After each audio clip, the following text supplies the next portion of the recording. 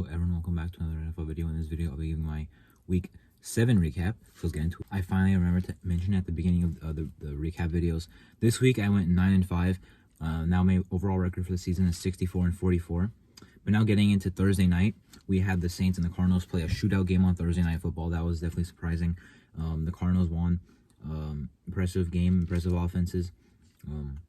The Saints did kind of almost come back there. They pretty much only scored the field goal to get into two possessions. But good game by the Cardinals. They had a really good end of the second quarter there, and they took a pretty nice lead. In the second half, and got a nice win. For the Browns and the Ravens, it looks like the Ravens did almost choke another game, but they did close this one out. It was just a costly fumble there at the end. But then their defense stepped up, and then when they killed clock, and when the Browns won the ball back, not much they can really do, and that was game over. So the Ravens with a good win. I think they're definitely better than the Browns, so they should have won this game as they did. For the Falcons and the Bengals, very high scoring game. The Bengals were destroying in the first half. It looked like the Falcons would actually come back, but at least they're closing in a little bit. But then they didn't know. I don't think anyone scored in the fourth quarter. And then as for the Bengals, Joe Burrow and Jamar Chase, basically every one of their offensive weapons. I'm not sure about Mixon, but their passing game looked really good. Joe Burrow looked very sharp. Look, these last 2 weeks for the Bengals looks like their passing game is going back to their 2021 form, and they look really dominant.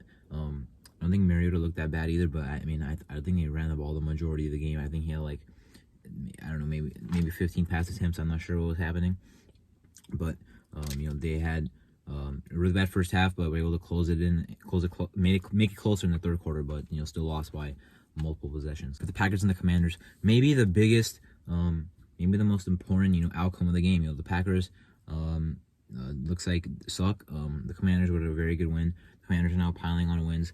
I don't necessarily think Heineke is their guy. I think Wentz should still start when he gets back, but they look good here. The Packers, I'm not sure what's going on there.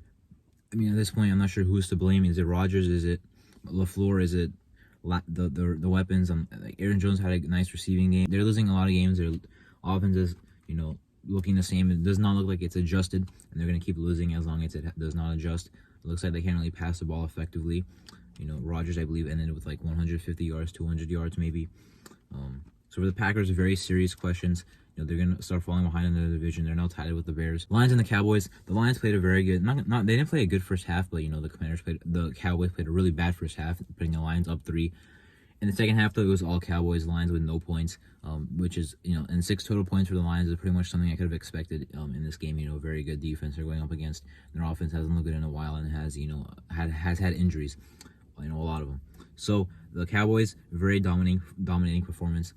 5 turnovers by the Lions, 1 by the Cowboys. I did not think, I did think for a second actually after this game that there'd be a chance that Dan Campbell was fired, but it looks like they're holding on to him, which is I think good for them. For the Giants and the Jaguars, I think the Jaguars had a small lead for most of the game, and then the Giants got the ball back with a chance to win, and they went on another game-winning drive. The Giants have definitely been clutch this year. Their offense has been clutch this year. They've been winning close games. Improving their record 6-1. The Jaguars at this point look like a very bad team. Their hype, maybe I'll stop mentioning it, but they did have hype event at some point this year. At about week 4, they won a really good game in week 3. They looked good in week 4, even though they lost to the Eagles. But now they look like just a sucky team. I'm not sure about Doug Peterson. Lawrence had a lot of passing attempts, a lot of yards, but not very good completion percentage. Travis Etienne went off. They traded James Robinson. It looked like James Robinson was actually going to have a solid season in the beginning, and then they, basically replaced him with Etienne. Now he's traded. A dumb move by I think a dumb franchise. It kind of reminds me of the C.J. Henderson trade, except with the Henderson trade, he was a top pick that didn't really do much, so they did trade him only after about 1 year. But there was also some, I believe, personal stuff there that was going on. And with Robinson, he was undrafted, but he was a very good player for them. So with C.J. Henderson, you lost a guy you drafted in the first round. Robinson, he went undrafted, so you didn't use much capital to get him, but he was a very good player for you. So is Etienne a franchise running back moving forward? It's basically his rookie year, so it's hard to tell. But yes, he does look very talented. But Robinson, was just such a workhorse in 2020, and his production dipped because of the Jaguars underutilizing him. So I think for him going to the Jets will be a great trade. We'll talk about that when I get to the Jets. Buccaneers and the Panthers. The Buccaneers, like the Packers, their offense just doesn't know what they're doing. They had a worse game, The Panthers did end up piling a win. Well, they ended up getting as a win, scrapping out the win. Second straight win. Not second straight win. Second of the year win, I believe.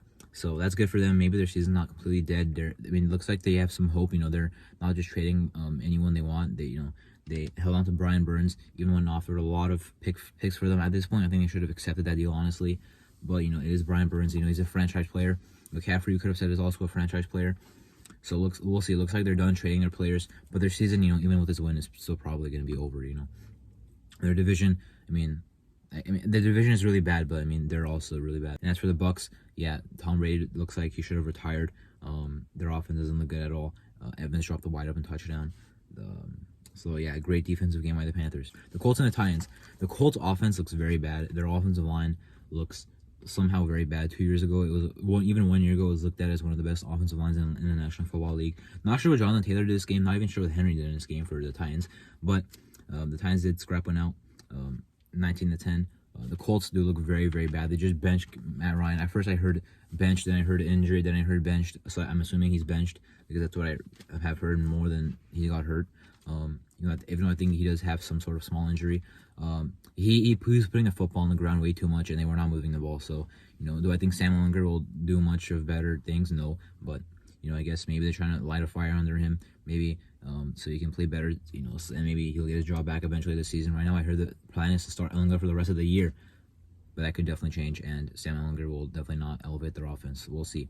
I guess he could. I believe he's still a young quarterback. And the Titans, the Titans are definitely a team to fear in the AFC. They're currently the third seed in the AFC. That's probably where we'll see them finishing, because they're not better than the Bills or the Chiefs, but they're probably better than any team in the AFC North. The best two teams being the Bengals and the Ravens. I think the Titans are better than both of them. And I know the Bengals beat the Titans last year in the playoffs, but I think the Titans are still better than both. And the Titans, they have definitely made a comeback. I know shaky first 2 weeks, but I believe I did say that they would be back, and 4 straight wins for them, so that's good for them. The Jets and the Broncos. I did honestly expect the Jets to do a little better offensively, but the Broncos offense played exactly how I thought it would with or without Russ. The Jets, 5-2, very good team. Their defense is very good. Robert Saleh, very good to see, because there are some questions going on there. I know they had a bad first year. I know their team was bad the first year, which is fine. He came into a rebuilding team, but he was a defensive coach with San Francisco, so there was no reason for the Jets to have 32nd ranked defense with a very good defensive minded coach. But now he's getting that defense, into shape, and definitely having a very good season in their offense.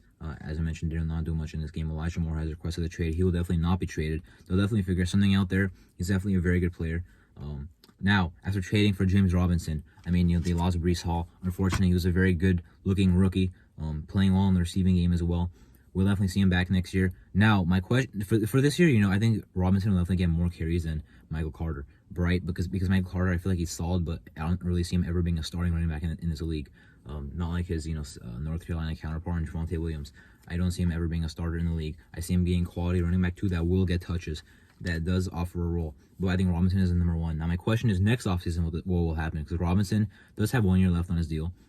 Next season. Robinson has 1 year left on his deal, so he'll be on the Jets. Breece Hall, obviously, in his second year, and Michael Carter in his third year. So I'm not sure what happened next year with that, with those three guys.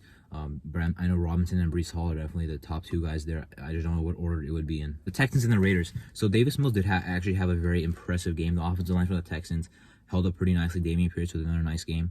Not an amazing game, but he did, nearly get to 100. And then they passed the ball very effectively. I love how they spread it out. But their offense did stall out in the fourth quarter, and Davis Mills threw a pick six to lose the game for the Raiders. Josh Jacobson continues to be their whole offense, even though they passed the ball pretty nicely in this game. Adams had some nice plays. Carr, I could say had a game manager game, but to be honest, it looked even better than that. He made a lot of good plays in this game, especially on his feet, moving away from pressure. And the offensive line for the Raiders is pretty underrated at this point. I feel like people just slander it without knowing that it's actually playing very well. So Raiders, 2-4, but they're definitely our team to watch out to get back into the mix. Chiefs and 49ers. The Chiefs went over there and just dropped 40 on them. Very nice bounce back for them. The 49ers, very, very rough week this one. McCaffrey did play. That was really impressive to see, honestly. He landed in San Francisco, I believe, on Friday, and played in the game on Sunday and had 8 carries. Now, obviously, his touches will go up, once he gets more into the offense. But Elijah Mitchell is going to come back sooner or later. I'm not sure when, and I'm not sure what would happen with him and McCaffrey. I know they cut Tevin Coleman, who they re-signed to a second stint. Now, the 49ers definitely got whooped, but they definitely still can definitely be in the mix. But they're not first in the division right now. Neither are the Rams. We're about to talk about the team that is the Seahawks and the Chargers. I did say, even though the Seahawks have been better than I expected this year, I did not see them being the Chargers. That's exactly what they did. The Chargers, they signed all these guys on defense, just to have a terrible run defense. Kenneth Walker ran all over them.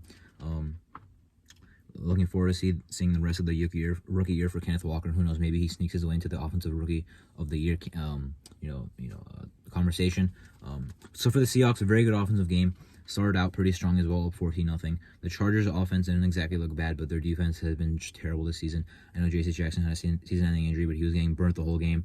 Now, I did say in my AFC West video, I did mention when I was talking about the Chargers, their defensive pieces that they signed, not all of them are going to pan out. J.C. Jackson might be one of those, year one of the 5-year deal. Sure, he had the big injury. He only played about 5 games, but he was still playing very badly. So we'll see what continues on there next year, but for this first year, definitely a rough year. And so the Chargers are 4-3, but I think at this point everyone knows that they're a very underwhelming team, and not just because of injuries. Brandon Staley is obviously not a good head coach either, but I think he's still keepable. Like, if they fired him, I'd be surprised. I think that would be the wrong move, but he's losing. I thought at pretty much the midway through last year, I thought he was a really good head coach, but now it does not look that way. Sunday night, Steelers Dolphins, another uneventful game here. The Dolphins did win. The Steelers, I did mention, I don't see them pulling out the upset in this one. The Steelers will pull out upsets later in the year, but right now the Dolphins, finally got back in the win column after about 4 weeks. So good for them. They needed this one to get back into it.